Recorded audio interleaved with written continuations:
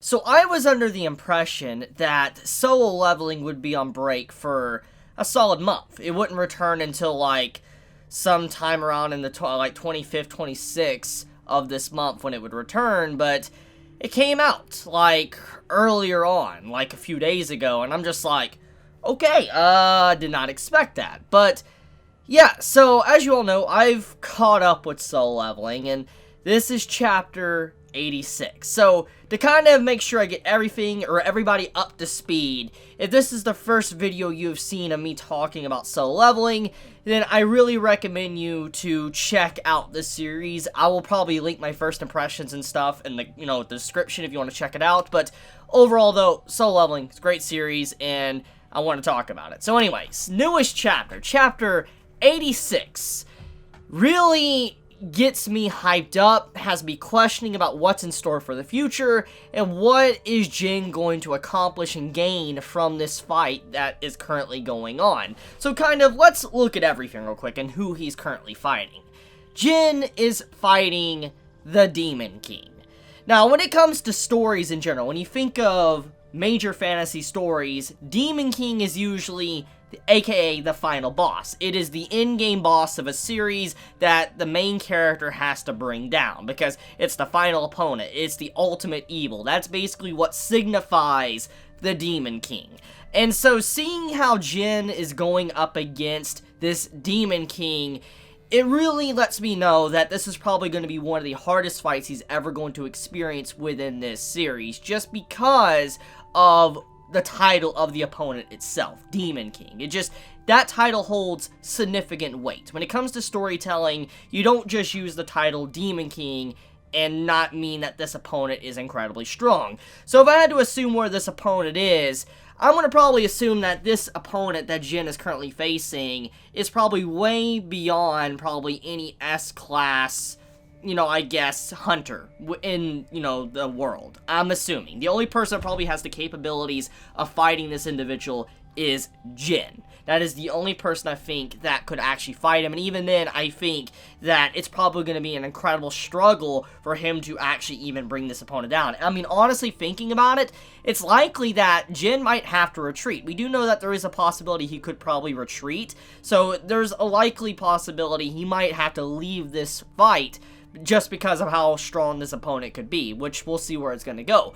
But getting back into it, though, if we look at this chapter and what is presented, the Demon King definitely represents everything you would know from someone that's given the title. I mean, his design in the first place, I love his design. It's simplistic in a way, but I love the way he looks, especially when he rides his wyvern, his dragon. That, honestly, really got me hyped up reading this chapter, because if there's one thing that I really paid attention to was the fact that what he said within this chapter was that the wyvern, it isn't a demon. So because it isn't a demon and it's completely different from all the demonkin that we've seen throughout this dungeon, it's likely if Jin kills the wyvern, he could actually turn it into a shadow soldier.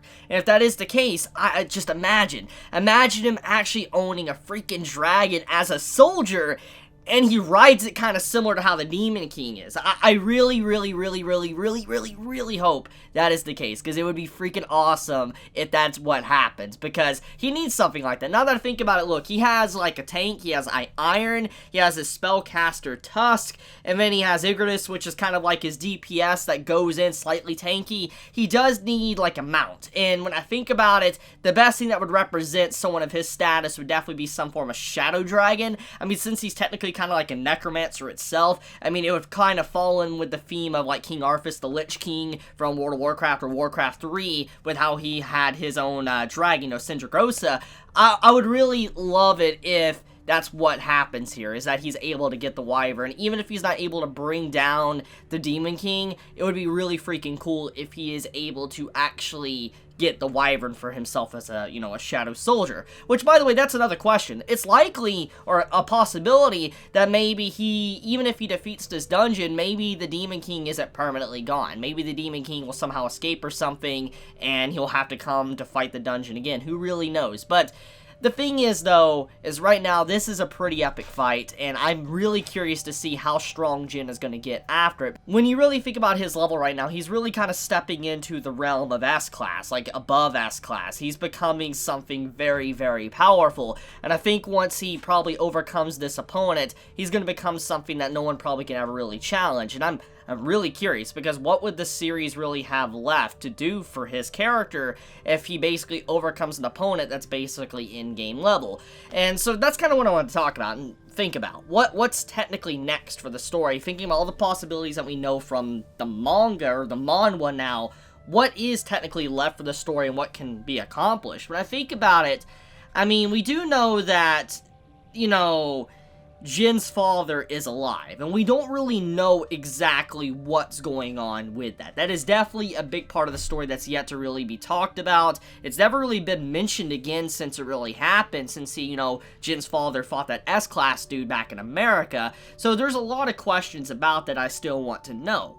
But another thing, too, is another opponent that Jin could potentially fight is the system. Now, the only thing I could assume about this is, even if Jin becomes the most powerful being on the planet, or whatever, the strongest hunter, it's likely that the system, since it might be the final entity, the final opponent, and it's creating these creatures or whatever for Jin and other hunters to fight, it's likely that it could potentially create new soldiers that rise up in level to actually face him, for he can continuously get stronger, which makes me start to wonder, what is the system really trying to accomplish? Since it's obviously hiding things from Jin, it's causing creatures not being able to speak with him, interrupting dialogue, hiding secrets, etc., but also the system is gifting him in a way to where he can get stronger and all this. It just makes you wonder, you know, what is the system really after? What is it wanting from Jin, and is it really the final boss of the story? That's what I'm assuming, because, I mean, with everything that's going on, that's what it appears to be. I mean, the system gifted him strength, then you would assume that the system could also take it away. So only time will let us know where the story wants to take us. But anyways, though, let's talk about the female character that is following Jin.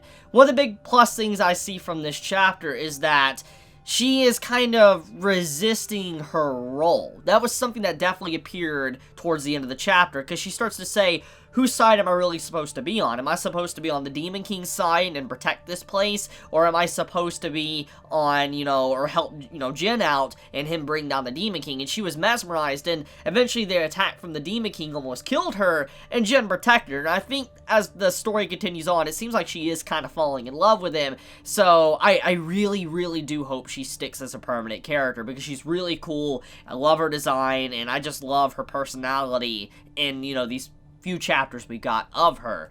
But okay, backing up for a second, though, one thing I do want to discuss, though, is the orb that Jin gave Tusk. It definitely seems that the orb he gave Tusk is something that is really beneficial, and I think he's probably going to keep it and give it to Tusk for the remainder of the story until Tusk is probably no longer useful, because that orb is definitely boosting up his strength to the round where he can even compete with a creature such as the Demon King, because there was a brief instance within the chapter that shows that even if Tusk isn't able to necessarily hurt the Demon King, he's able to match the dragon's firepower and the Demon King's firepower, and the blast even ricocheted off each other, so they were equal in level. So you got to imagine from a different perspective that if Jin was able to summon an even stronger spellcaster than Tusk, if he was to give that orb to someone, it would be insane. Like, imagine an S-Class. Like, example, let's say an S-Class dude died and Jin was able to resurrect him. I don't know if that's going to happen or not, but if he did, imagine if he gave that orb to an S-Class, how powerful they would be. I couldn't even begin to imagine. So, there's a lot of things that we can see building up behind the scenes, and Jin's limit is literally limitless at this point. I don't really know how far he's going to go. I mean, because of how far his strength is going, it does make me wonder, since it's basically being stated that he doesn't have limits, could he become a planet buster? Like, could he become something that could destroy the planet with a punch or something? Who really knows? But, yeah, that's pretty much the chapter, though, of Soul Leveling. There's a lot of things to talk about.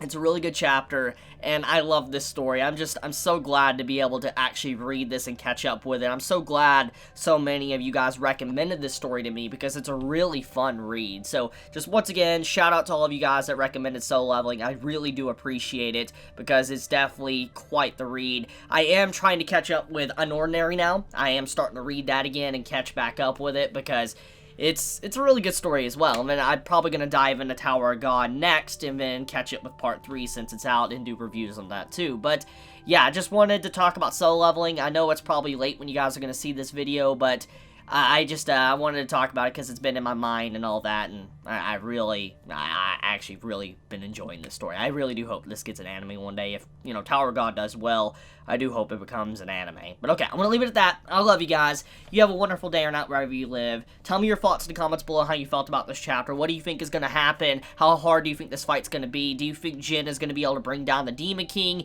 Do you think that he is ready for it? Because technically the Demon King signifies in-game. Be honest in the comments below. I love you guys. Stay safe. Have a wonderful night no matter wherever you live or whatever. And be safe. Chibi out.